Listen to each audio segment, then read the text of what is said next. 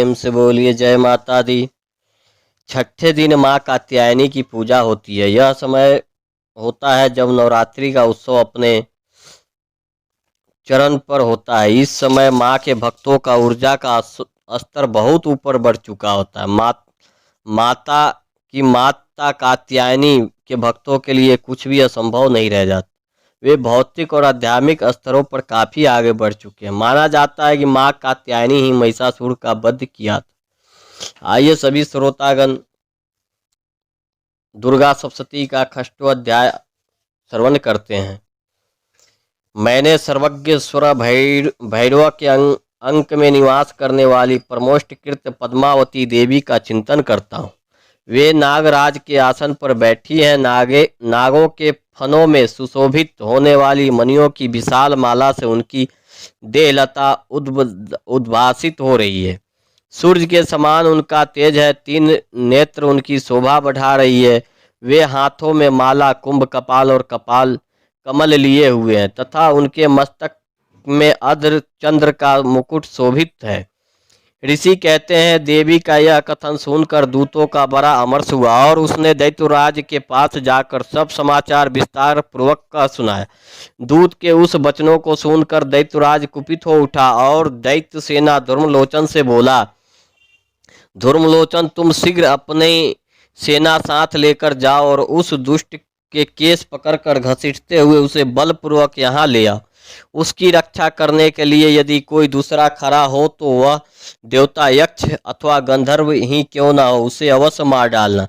ऋषि कहते हैं, शुभ के इस प्रकार आज्ञा देने पर वह धर्मलोचन दैत्य 60,000 असुरों की सेना के साथ लेकर वहां से तुरंत चल दिया। वहां पहुंचकर उसने हिमालय पर रहने वाली देवी को देखा और ललकार कर कहा, अरे तू शुंभ निशुंभ के पास चल। यदि इस समय प्रसन्नता पूर्वक मेरे स्वामी के समीप नहीं चलेगी तो मैं बलपूर्वक झोटा पकड़कर घसीटते हुए तुझे ले चलूंगा। देवी बोली, तुम्हें दैत्यों के राजा ने भेजा है। तुम स्वयं भी बलवान हो और तुम्हें साथ विशाल सेना भी है। ऐसी दशा में यदि मुझे बलपूर्वक ले चलोगे तो मैं तुम्हारा क्या कर सकती हूँ। ऋषि कहते हैं, देवी के यो कहने पर असुर धर्मलोचन उनकी ओर दौड़ा। तब अंबिका ने हूँ शब्द के उच्चारण मात्र से उसे भस्म कर दिया। फिर तो क्रोध में भरी हुई दैत्यों की विशाल सेना और अंबिका के एक दूसरे पर तीखे साइनों की शक्तियों तथा फरसों की वर्षा आरंभ की। इतने में ही देवी का वाहन सिंह क्रोध में भरकर भयंकर गर्जना करके गर्दन के बालों को हिलाता हुआ असुरों की सेना में कूद पड़ा। उसने कुछ दैत्य को पंजों की मार से, कितनों को अपने जबरों से और कितनों के ही महादैत्य को पटक कर ओठ की डाढ़ों से घायल करके मार डाला। उस सिंह ने अपने नखों से कितनों के पेट फाड़ डाले और थप्पड़ मारकर कितनों के सिर धड़ से अलग कर दिया। कितनों की भुजाएं और मस्तक काट डाले तथा अपने गर्दनों के बाल हिलाते हुए उसने दूसरे दैत्य की पेट फाड़ कर उनका रक्त चूस लिया। अत्यंत क्रोध में भरे हुए देवी के वाहन उस महाबली सिंह ने क्षण भर में ही असुरों की सारी सेना का संहार कर डाला। शुंभ ने जब सुना कि देवी ने धर्मलोचन असुरों को मार डाला तथा उसके सिंह ने सारी सेना का सफाया कर डाला, तब उस दैत्यराज को बड़ा क्रोध हुआ। उसका होठ कांपने लगा। उसने चंड और मुंड नामक 2 महादैत्य आज्ञा दी, हे चंड और हे मुंड, तुम लोग बहुत बड़े सेना लेकर वहां जाओ। उस देवी के झोटे के पकड़कर अथवा उसे बांधकर शीघ्र यहाँ ले आओ। यदि इस प्रकार उसको लाने में संदेह हो तो युद्ध में सब प्रकार के अस्त्र शस्त्र तथा समस्त आसुरों सेना की प्रयोग करके उसकी हत्या कर डालना। उस दुष्ट हत्या होने तथा सिंहों के भी मार जाने पर अंबिका का बांधकर साथ ले शीघ्र ही लौट आना। इस प्रकार श्री मार्कंडेय पुराण में सावरण के मनोत्तरी कथा के अंतर्गत देह महात्म धर्मलोचन वध नाम 6वां अध्याय। प्रेम से बोलिए दुर्गा जी महारानी की जय। 7वां अध्याय का श्रवण करते हैं। मैं मातंगी देवी का ध्यान करता हूँ। वे रत्नमयी सिंहासन पर बैठकर पढ़ते हुए तोते के मधुर शब्द सुन रही है। उनकी शरीर का वर्ण श्याम है। वे अपना एक पैर कमल पर रखे हुई और मस्तक पर अर्धचंद्र धारण करती है तथा कहार पुष्पों की माला धारण किए बिना बजाती उनके अंग में कसी हुई चोली शोभा पा रही है। वे लाल रंग की साड़ी पहने, हाथों में शंखमयी पात्र लिए हुए, और उनके वरदान का मधु का हल्का हल्का प्रभाव जान पड़ता है और ललाट में बेदी शोभा दे रही है। ऋषि कहते हैं, तदंतर शुभ की आज्ञा पाकर वे चंड मुंड आदि दैत्य चतुर्गनी सेना के साथ अस्त्र शस्त्र सुसज्जित हो चल दिए। फिर गिरिराज हिमालय के स्वर्णमय ऊंचे शिखर पर पहुंचकर उन्होंने सिंह पर बैठी देवी को देखा। वे मंद मंद मुस्कुरा रही थी। उन्हें देखकर दैत्य लोग तत्परता से पकड़ने का उद्योग करने लगे। किसी ने धनुष तान लिया, किसी ने तलवार संभाली, और कुछ लोग देवी के पास आकर खड़े हो गए। तब अंबिका उन शत्रुओं के प्रति बाधा क्रोध किया। उस समय क्रोध के कारण उनका मुख काला पड़ गया, ललाट में भवें टेढ़ी हो गई, और वहां से तुरंत विकराल मुखी काली प्रकट हुई, जो तलवार और पास लिए हुई थी। वे विचित्र खटवांग धारण किए और चीते के चमड़ की साड़ी पहने नर मुंडों की माला से विभूषित थी। उनके शरीर का मांस सूख गया था, केवल हड्डियों का ढांचा था, जिससे वह अत्यंत भयंकर जान पड़ती थी। उनका मुख बहुत विशाल था, जीभ लपलपाने के कारण वे और भी डरावनी प्रतीत होती थी। उनकी आंखें भीतरों की धसी हुई और कुछ लाल थी। वे अपने भयंकर गर्जना से संपूर्ण दिशाओं को गुजा रही थी। बड़े बड़े दैत्यों का वध करती हुई वे कालिका देवी बड़े वेग से दैत्यों की उस सेना पर टूट पड़ी और उन सबको क्षण भस्म करने लगी। वे पार्श्वरक्षक, अंकुशधारी महावतो योद्धाओं और घंटा सहित कितने ही हाथियों एक ही हाथ से पकड़कर मुंह में डाल देती थी। इस प्रकार घोड़े, रथ और सारथी साथ रथी सैनिकों मुंह में डालकर वे उन्हें बड़े भयानक रूप से चबा डालती थी। किसी की बाल पकड़ लेती, किसी का गला दबा देती, किसी को पैर से कुचल डालती और किसी की छाती के धक्के से गिराकर मार डालती। वे असुरों के छोड़े हुए बड़े बड़े अस्त्र शस्त्र मुंह से पकड़ लेती और रोष में भरकर उनके दांतों से पीस डालती। कालिके ने बलवान एवं दुरात्मा दैत्यों की वह सारी सेना रौंद डाली, खा डाली और कितनों को मार भगाया। कोई तलवार के घाट उतारे गए, कोई खटवांग से पीटे गए और कितने ही असुर दांतों के अग्रभाग से कुचले गए, मृतकों को प्राप्त हुए। इस प्रकार देवी ने असुरों की उस सारी सेना को क्षण भर में मार गिराया।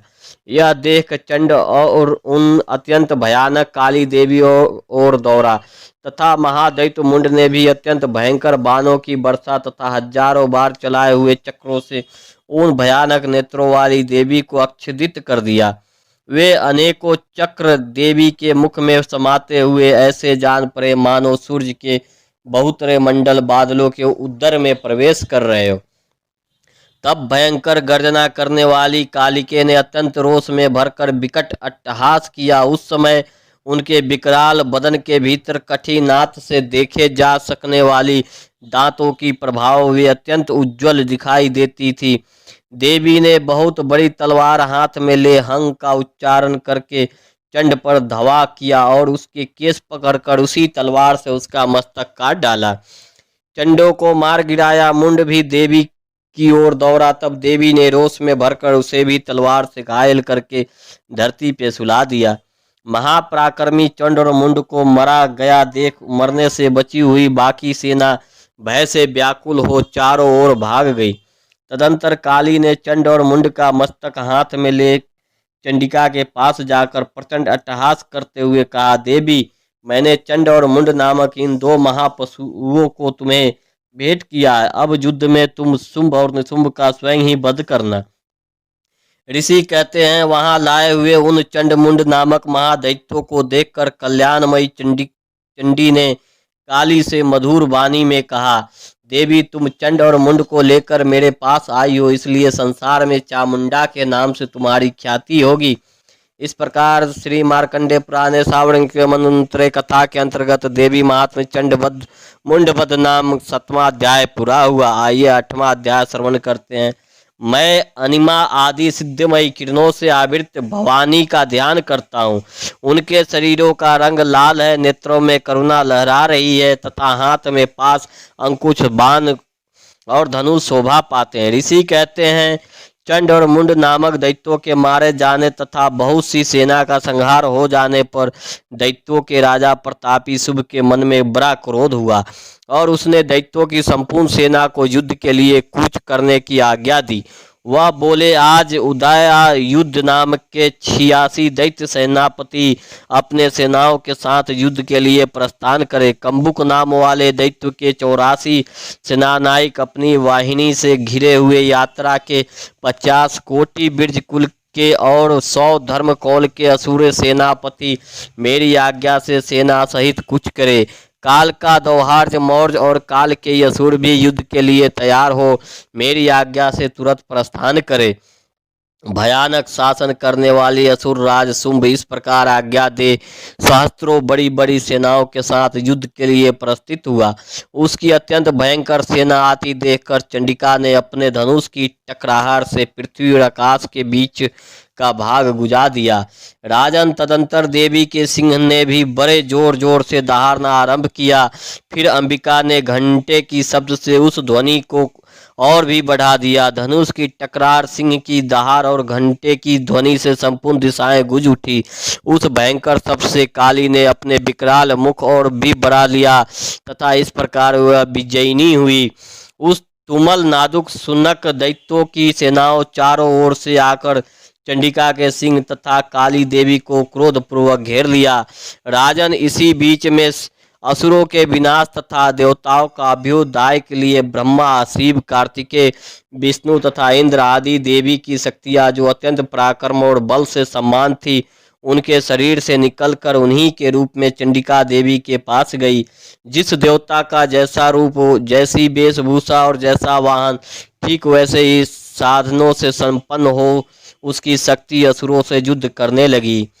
सबसे पहले हंस युक्त विमान पर बैठी हुई अक्ष सुक्त और कमंडल से सुशोभित ब्रह्मा जी की शक्ति उपस्थित हुई, जिससे ब्राह्मणी कहते हैं। महादेवी जी की शक्ति वृक्ष भर आरूढ़ हो, हाथों में श्रेष्ठ त्रिशूल धारण किए, महानाग का कनक पहने, मस्तक पे चंद्र रेखा से विभूषित हो वहां आ पहुंची। कार्तिकेय जी शक्ति स्वरूपा जगदम्बा की उन्हीं का रूप धारण किए श्रेष्ठ मयूर पर आरूढ़ हो, हाथों में शक्ति लिए दैत्यों से युद्ध करने के लिए आई। इस प्रकार भगवान विष्णु की शक्ति गरुड़ पर विराजमान हो, शंख चक्र गदा सांग धनुष तथा खड्ग हाथ में लिए वहां आई। अनुपम यज्ञवारा का रूप धारण करने वाली श्री हरि को जो शक्ति है, वह भी 12 शरीर धारण करके वहां उपस्थित हुई। नार सिंही शक्ति भी नृसिंही समान शरीर धारण करके वहां आई। उसकी गर्दन के बालों के झटके से आकाश के तारे बिखरते पड़ते थे।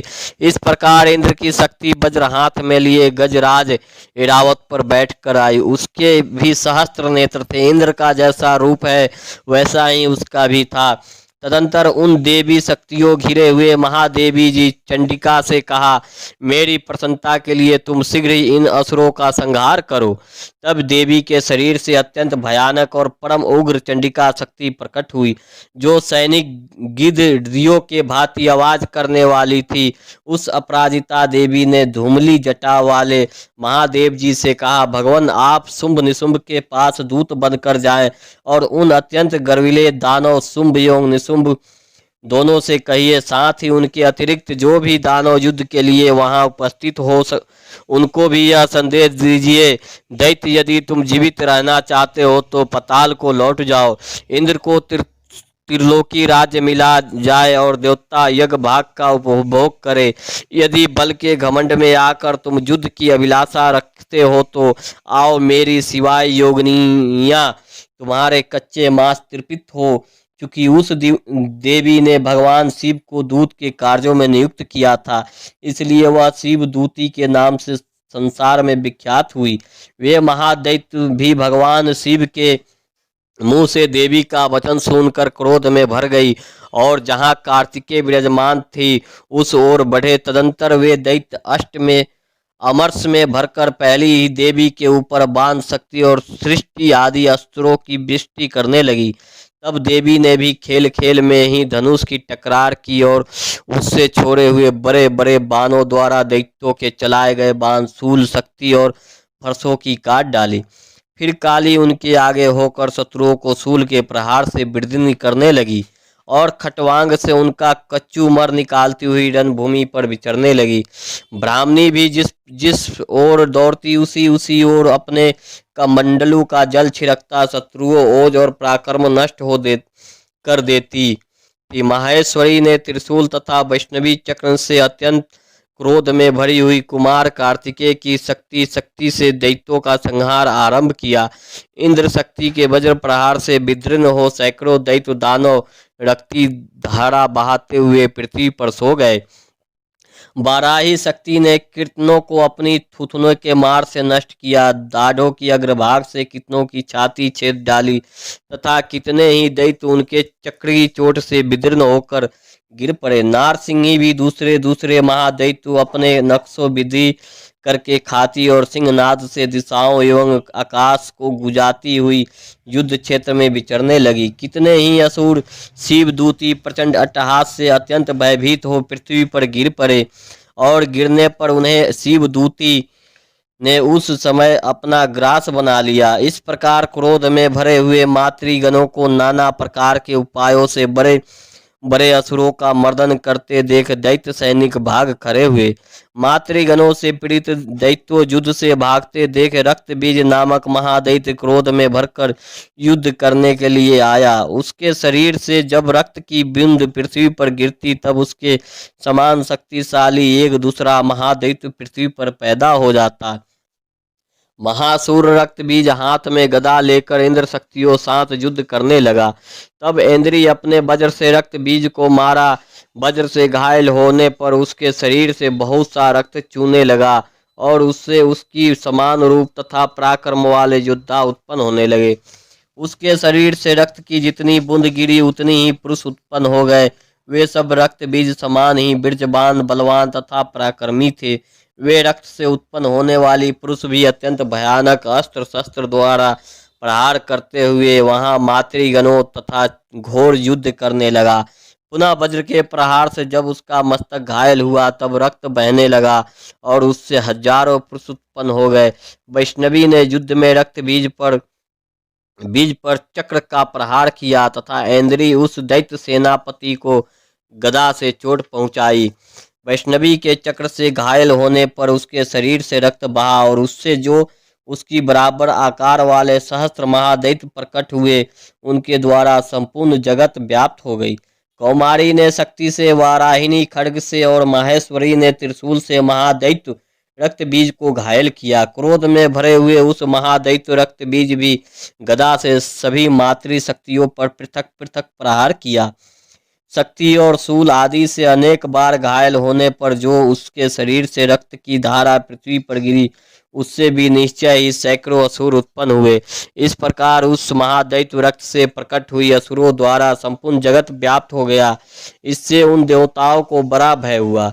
देवताओं को उदास देखकर चंडिका ने काली से शीघ्रतापूर्वक कहा, चामुंडे तुम अपना मुख और भी फैलाओ तथा मेरे शस्त्रपात से गिरने वाली रक्त बिंदुओं और उससे उत्पन्न होने वाली महादैत्य तुम अपने इस उत्तरावले मुख से खा जाओ। इस प्रकार रक्त से उत्पन्न होने वाली महादैत्य का भक्षण करती हुई तुम रन में विचरती रहो। ऐसा करने से उस दैत्य का सारा रक्त छिन्न हो जाने पर वह स्वयं भी नष्ट हो जाएगा। उन भयंकर दैत्यों जब तुम खा जाओगे तब दूसरे नए दैत्य उत्पन्न नहीं हो सकेंगे। काली से यो कहकर चंडिका देवी ने शूल से रक्त बीज को मारा और काली ने अपने मुख में उसका रक्त ले लिया। तब उसने कहा वहां चंडिका पर गदा से प्रहार किया, किंतु उस गदापात ने देवी की तनिक भी वेदना नहीं पहुंचाई। रक्त बीज के घायल शरीर से बहुत सा रक्त गिरा, किंतु ज्यों ही वह गिराते हुई चामुंडा उसे अपने मुख में ले लिया। रक्त गिरने से काली के मुख से जो महादैत्य उत्पन्न हुए उन्हें भी वह चट कर गई और उनसे रक्त बीज का रक्त भी पी लिया। तदंतर देवी ने रक्त बीज को, जिसका रक्त चामुंडा पी लिया था, वज्र बाण खड्ग तथा सृष्टि आदि से मार डालने वाला राजन, इस प्रकार शास्त्रों के समुदाय से आहत एवं रक्तहीन हुआ। महादैत्य रक्त बीज पृथ्वी पर गिर पड़ा। नरेश्वर इससे देवताओं अनुपम हर्षित प्राप्त हुए और मातृगण उन असुरों को रक्तपान के मदर से उद्यत हो सा होकर नृत्य करने लगी। इस प्रकार श्री मार्कंडेय पुराण सावर्ण के मनवंतरी कथा अंतर्गत देवी महात्मा रक्त बीज बद्ध नाम 8वां अध्याय पूरा होता है। प्रेम से बोलिए जय माता दी।